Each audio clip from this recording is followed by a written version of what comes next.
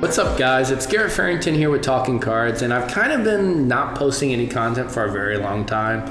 A lot of that's because I quit One Piece. I just don't find the game that fun anymore, and I started to really play a lot of Lorcana, only to find out that Lorcana doesn't really want you to play the game anymore. So, since that happened, there was a really good game that came out and is coming out, will release this Friday officially, called the GUNDAM Card Game.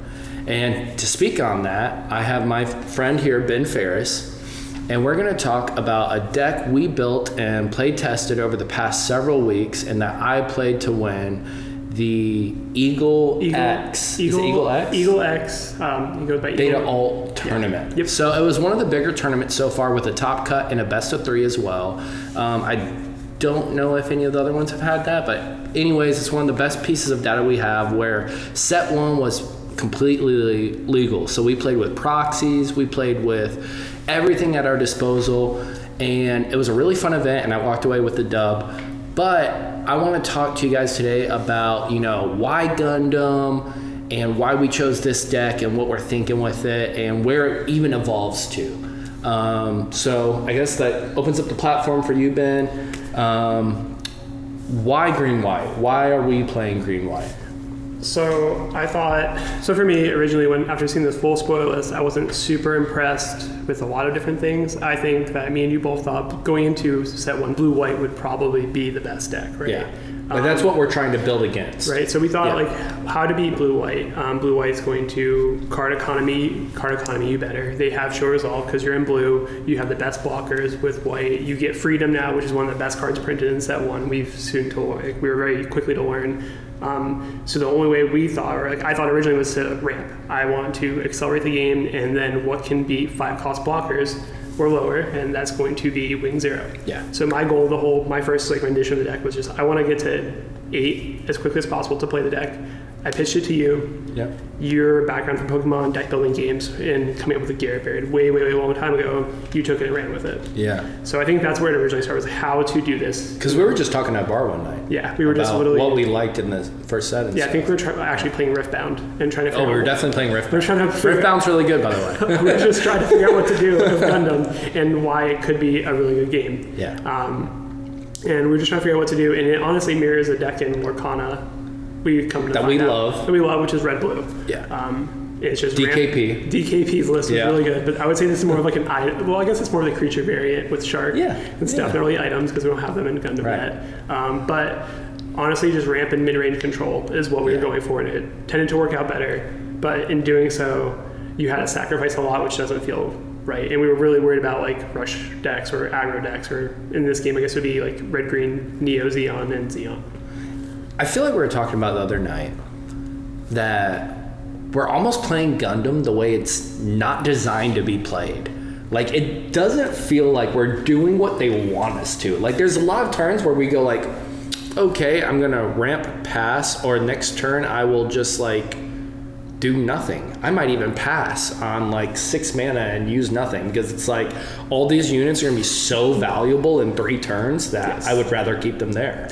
Yeah, I think going back, watching the whole event, and there was times, especially your later games against blue-white, where either you or the blue-white decks just either you play one card an Overflowing Affection, they would play a Show of Resolve or an OA, or you would just play a chump blocker and just pass with 7 resources, because there was no need to interact with the board at the time, and you were tempoing each other out, which might not be the intended way to play the game. But again, maybe how it was all tested originally, but is what it's going to evolve into, about being very patient.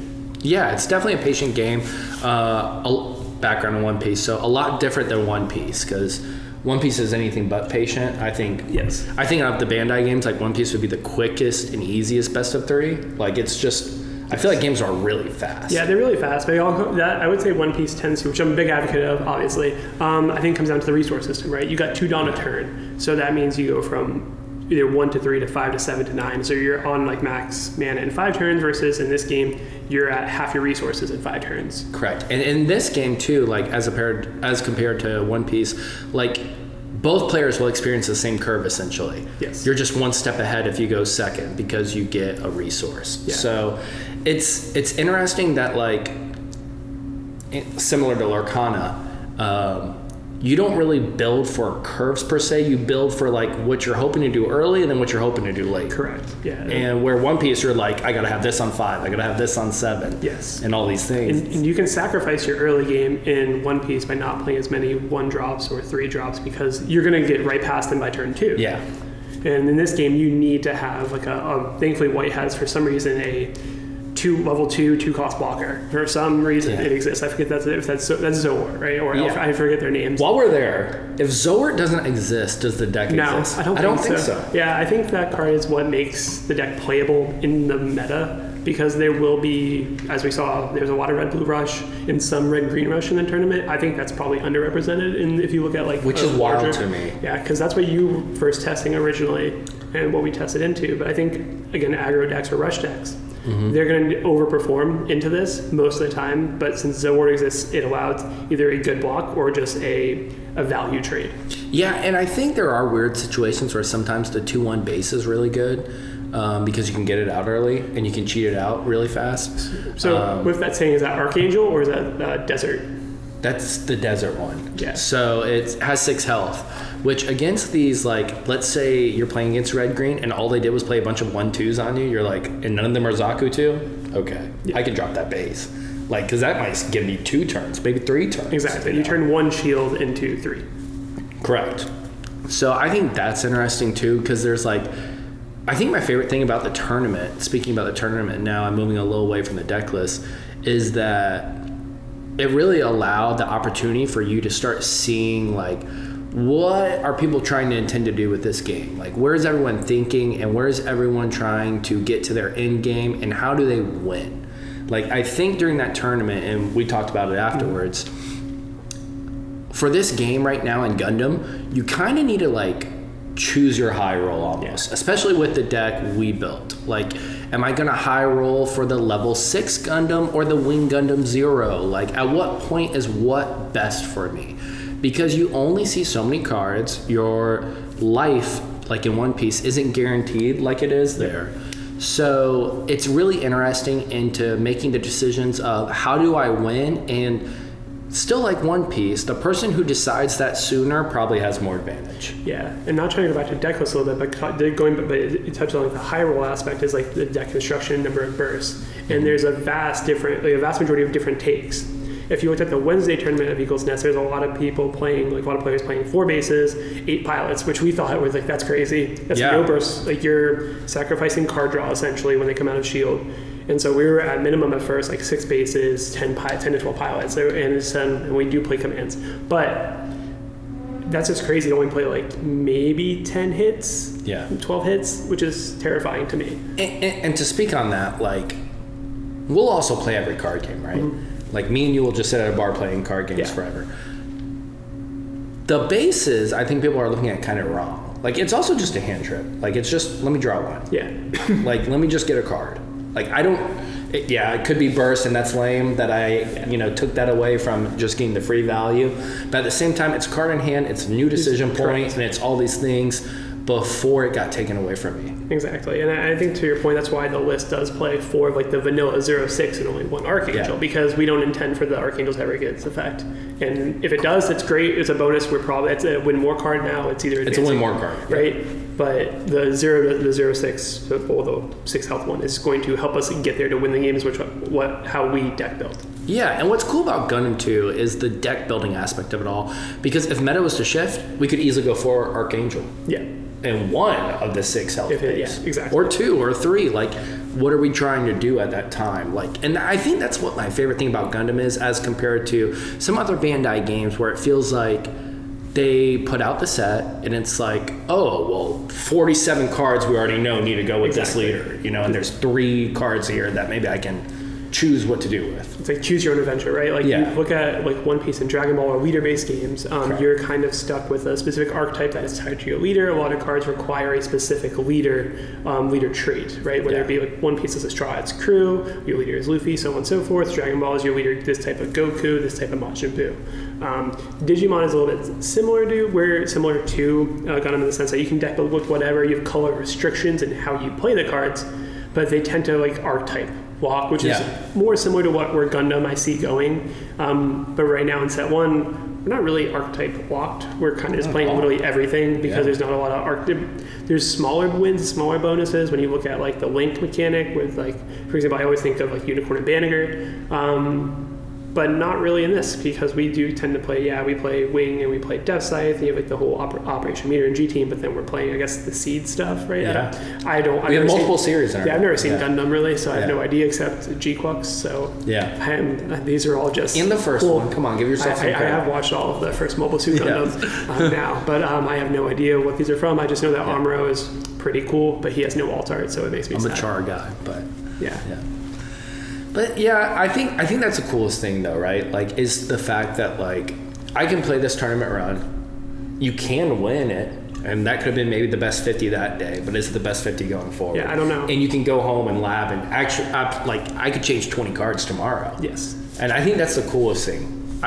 PSA, I would not. Like, I think it's pretty close. I think the list is probably like plus or minus 5 cards somewhere. Yeah. And having the deck like a hard cap of 50 is pretty good for the game because it makes it makes harder choices when deck building. Yeah, we're like Lorcana 60, like as opposed to that one. Where it's like uncapped, right? You can play more technically. Or Rift Bounce 40, like going the other way. Exactly. Like, so I do think that's interesting for all 3 of those games, because I think out of like the games I'd be playing right now, it's those 3 for the reasons we've listed, to be honest. Yeah. I mean, they're the most all-around card games to me, in the sense that like deck building matters, choices matter, and gameplay matters, the math still matters, like all that stuff matters, where like, if you ask me, One Piece is a math game, and there's nothing wrong with that, and it's super fun. There's nothing like, it's a fun game. Yeah, I think One Piece is still an amazing card game. Yeah. I just unfortunately can't play it. Yeah. So I just don't. I can't compete. Little background, level 0 judge. So yeah, head judge of One Piece. Again, very big advocate of One Piece. The card game is amazing, but it's a game I don't compete in, since I do judge all like the major events. So I'm choosing to expand into the other sectors of Bandai. Correct. And Gundam is one you can't play. Correct. Yeah. As well as like in the future, maybe we'll get Lorcana tournaments. One day. That would be cool. And we'll probably play those, because we were ready to go once upon a time. Yes. We didn't track from Milwaukee because we do have we have a half marathon race. But so, gotta be healthy guys first, But we were going to go to Texas a year ago. Yes. And the glitch happened. Yeah, it's when every airport went down for some reason in the world. We were like 2 cards off from what Ed played to win. Yeah, for the winning list, our list was 2 cards different, which honestly does speak volumes to deck building. Yeah, and I probably wouldn't have made the same decisions I did to win. No, but I'm happy to know the deck list. We were on the right track. That's all that matters. But so I'm really happy that first off, for Eagle to run the event was awesome, and for us to like see that first bit. It's like outside of our deck, what did you see from the tournament? What were your biggest takeaways? I think my biggest takeaways were that red blue is a deck. That red blue ping is what they call it. It's what I played the most, by the way. Interesting. Yeah, it was really very highly represented. It did win, I think, the Wednesday tournament from Eagle's Nest. It is a deck. It's very competitive. I don't think it was ever really something we were going to test, to be honest. No, I like red-white, as you know. Exactly. And I think that we were higher on other color combinations, so seeing it be so popular is cool, because it's something that we now know and learned about. I think that red-green is underrepresented. I think it's a very strong deck, but I think that people are scared to play it into blue-white, but I just don't think the list is solved. No, I was telling you, I think the Xeon has maybe the biggest pool to choose from, because it's like, how many 1-drops do I play? How many 2-drops? Like every level matters so much. Do you play Big Zam? Do you not play Big Zam? I mean, I think you do. And do you play the Rusher to it? Exactly, right? Like, at what point do you value what? There's just a lot of decisions in the deck list that could change. But I think that was the biggest thing, was that also that there's only, I think, one other green-white deck, which surprised me because I thought a lot of people would be really high on it. And there were 0 on Wednesday, or 1. It was 0 or 1. Sure, I can't remember. But the best green deck was green-blue. Interesting. And that got 5th, I believe. Interesting. Yeah, there was a green-blue deck on Wednesday. 5th or 6th in this event too. Yeah, that's the guy I played. Okay, cool. Yeah, I played him in round 4, so he was 2-1 heading into that match. So, because I got the down pair. Twice. Yeah, twice. So for you, what was the biggest things that you took away from the event, actually playing in it, different things you learned from the players that you might not see from just playing like me and our locals? Correct. That's a good question, because I think that's a good point that you even bring up, is that like, if your testing becomes so isolated, I'm going to pick up on your tendencies more than I'm even picking up on the deck. Yep. Like, maybe you do this on this curve, maybe you want to do this, yada, yada, yada, and how you play it even. So I would say what I learned the most that went past that, like our testing, is that I think people are trying to be a little too consistent in what they're doing. That's how I would word it, because like, I think you really got to choose, how do I try to high roll? I really do. Like, I think some people are playing too much low end, and it's like, we're going to get to a point where every card I draw is just better than yours. Yes. And those little guys you have out there, they were cool in the beginning, and they're not so cool anymore. Yeah. You know, and I know that's how we built the deck, but even when I look at blue-white, it's like, everything they're still doing is just better than what you're doing. And it's like even the red-blue, like, I think it's legit deck, right? But I saw a lot of lists that have so many 1-drops, so many 2-drops, and I'm like, is that right even? And I think we're at a point where nothing's right, nothing's wrong. It could be right. Yeah. It could be right. But we don't have the sample size. And I think playing that tournament really helped me see, and going off of Wednesday's Eagle Nest event before, where the red-blue did win, is that also, like, the format's far from solved. Oh, yeah. Like, everyone thought blue-white heading into this. It has not won since we have the full card pool. Like, think about that. It was red-blue and it was green-white. So blue-white hasn't even won yet since we played with like full card pool. That's true. And then, but also at that point is, do you think blue-white's not solved yet because of the full card pool, right? Because there's differences in blue-white now where they get to play like the finals match. There was like the one card, damage. the ping damage. I have no idea what it's called. Big time. That card comes in super clutch. It's and I didn't play around it. I mean, that was my first time honestly seeing the card. That's probably not a card I would ever anticipated to be played into it, right? I sure didn't, and he definitely made some favorable trades because of it. Because you played into Ale. I mean, it's a perfect strike. Yeah, like I want to make it hard for you to play perfect strike to bounce something. But then you played directly into that. I played into the ping, correct. And the cool thing that guy did, I'll give him some credit for, is that I think it's cool that he has the option to play both. Yeah, it's awesome. You put someone there and they're like, oh, well, now he can't perfect strike me and get full value, but now I have this ping card that I can remove it off the board. His deck list was built for that intention. Those exchanges. Exactly. Yeah, 4 of. It's amazing. So because there was at one point in the game where I looked in his grave to see how many were there, because I'm like, I'm pretty sure this is 4, and let me make sure, so that way I can go in and with that mindset and know. Exactly. Because the best of 3 game, a lot of things changes. And I think that's probably my biggest takeaway, is that how much better the game feels in best of 3. That's not an uncommon take in card games or anything like that. But in games like Lorcana, and I will say this game, because Riftbound you do see a leader at least, so you could mull, you could, you can acknowledge what I need to do. Correct. But in Lorcana and this and Pokemon, you're blind. Yeah. You just don't even know what you're playing against. Yes, Yu-Gi-Oh! 2, we never played Yu-Gi-Oh! Oh, and in Pokemon, you don't get to mulligan. It's either a forced mulligan or it's no mulligan. So really, it's just Lorcana and Gundam. Like, you don't know what you're mulliganing for because you don't know what you're playing against unless you have friends that scout for you, and that's a whole troublesome topic in its own right. And I don't think a game should come to that. Like in Lorcana, I would never need it because it was always a best of 2 game and now a best of 3 game. So it just doesn't even matter. Like, yeah, sure, it'd be cool, I guess, to know game 1, but like, I don't have to. Like, I can still skill gap or do anything that I need to do and just get there and probably just try to do what I need to do early game and then figure it out. Yeah, correct. And we don't officially know if this is a best of 1 or best of 3. There's no English TRM out or tournament rules manual. And Battle Spirits was best of 3. Battle Spirits was best of 3. So I think everyone's kind of assuming that it's going to be a best of 1 based on like all the other like anime IP based games. Just because it's been one as a Digimon is also, I guess, to that point, is a best of 3. So every leaderless game, let's say. Yeah, every leaderless game so far has been a best of 3, technically. But I will say, my one thing about Gundam is games do take longer. Yes. So far. I mean, maybe that changes. And that's, I think, the cool thing, right? Like, not enough people are playing aggro, so games aren't lasting long. I played against Z on round 1. Our game took 10 minutes, and he conceded, and I had no life left. Like, He just knew. Yeah, like there's extra points in games, especially in these like higher level based decks when you need to get there. So like maybe blue white with more freedoms, and then our list. Yeah. That you're just, again, to your point, every card I draw is just going to be better, or is going to 2-for-1. It's going to force it. And I'm just never going to give you a point with my big hand at that point that you're just going to be able to take a base and then go in for a game. Correct. When you have no hand left. Yep. And that's where the game goes to sometimes, and that's where, to me, Gundam goes on a little longer. It makes it harder for that BO3 argument, unfortunately, because I do think the gameplay is a lot better. Yeah, it's very similar to what happened if it was happened this way in Dragon Ball Masters. Well, originally, Dragon Ball Super Masters now was originally best of 3 game, then changed to best of 1 because of the reasons that you listed, because it did take a very long time because the game dragged on.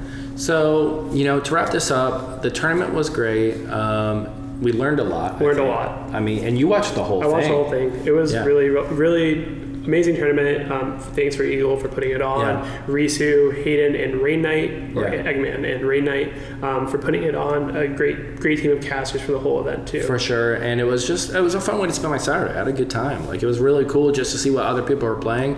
I was probably surprised that I saw so much red blue, but I guess I shouldn't because of Wednesday. Yeah, I don't know. I just didn't think it was a deck. Personally. I mean, to see that much of it was pretty surprising. But outside of that, great event, and I think our deck list is legit. I think it's like a proof of concept that it works. Whether or not it'll work again is different. Totally different, and people could also find better ways to play against it, right? Like I got a lot of wing 0 value throughout the day. Yeah, because people don't think about that card, and this is like the first event, second event, it's allowed to play. So when you get the 2-3 for 1s, correct, and then I'm ahead on cards, and then you get even though I don't guaranteed high maneuver, and it's a 5/7. You put hero on it, it's a literal like. And there were games where I just blocked to keep that card alive because I know I get to take 1 life every turn it stays alive. Mm-hmm. So it's like, well, what if I just have this wall of blockers and just that? Exactly. Who cares, right? Eventually, we're making even trades, and I'm still just getting that 1 free life. Yep. And then I can just push. But I think learning things like that were the coolest thing. And then lastly, let's wrap up. Release is this Friday. Yep. The release events will be this coming Friday and onward. What's your most excitement for it, I guess? We still know the first regional is going to be in September. Yes. It's going to be at Bandai Fest, Card Fest. Yeah, which you're playing in. I'm in the regional. Yeah, I'll be helping with One Piece, so. Yep. Got your obligations. I got my obligations. And then, but outside of that, so we know we have till September pretty much to build, to go to locals, to do all these things, to see pretty much what people are thinking. And cool thing about Gundam is no one's ahead of us. The East isn't ahead of us. It's a global release. Everyone is trying stuff. It's going to be awesome to see what the difference between the East versus West is. How it's we always see in the other games. And the difference, and One Piece will actually be matching up soon. I think the end of this year. Yeah, I mean they've put in for that for a little bit now. Exactly, right. And we got ahead of them with the starter decks. We have the starter deck format a little bit ahead. It's still a very weird spot to be in right now, but again, we'll catch up. So once that's on global release, will be awesome. Now this is releasing as a global release, so it'll be interesting to see that the two metas are just drastically different or they're the same. Yeah. And if there's going to be a different take from one side or the other, I don't know. I'm very excited to see. Since it does tend to happen in other card games where one country, one continent, one local area decides that, this is how the game is supposed to be played, and then it's picked up and ran with. Yeah, I mean, to your point, I think if I was to say it, at least in Pokemon and stuff, and other card games like One Piece, where I've been more competitive, I think the East tends to be a little more high roll. I mean, they like to have fun. They like to have fun. They literally seem to lean into that sometimes. It's the way card games are meant to be played. Hey, I mean, I would say a little bit of our deck does that. So I mean, you literally just have to choose which one you're hoping for and try to play for that. I'm playing, I'd say the biggest thing with our deck is using our blockers as ping damage. Yeah. You're setting up for that wing to come down to be able to remove Ails, Freedoms. Perfect Strike, not Freedoms. Yeah. I meant to say Perfect Strike. So Perfect, Ails, those kind of things, or anything that just has more than 3 health. It's let me just block this anyways, even though you're still going to live there and it seems like a bad trade, it's not. Yeah, exactly. You can swing your Elfrith into their Elfrith just to kill both. Yep, exactly. Because you don't want the Livrith staying afterwards or anything like that. And there comes the wing, and you won. Yeah, you won the trade. Yes, you get one card dealing. It goes back to the card economy. You get one card killing 3 to 4 cards. Yeah. That's enough. So I think that's cool, and I'm excited, like you said. I think that's probably the most exciting thing is just seeing how separate metas evolve all over the place, you know, and like seeing that information on Twitter or YouTube and all that stuff. It'll be a real fun time to like consume a little bit of like card game content. Like set ones are always really set fun. ones of any card game are like one of the most fun times to play, to be in a card game, and I think like it's fun to be like always at the ground level playing these events before the card games even out, allowing proxies and things like that. Yeah, no, totally. And once again, shout out to Eagle for the event. And Ben, thank you for being here. That's also a big thing. You know, always nice to have you here. So that'll wrap up this episode, guys, today of Talking Cards with Garrett. And appreciate you for watching. Like and subscribe if you haven't already. And thank you again for watching.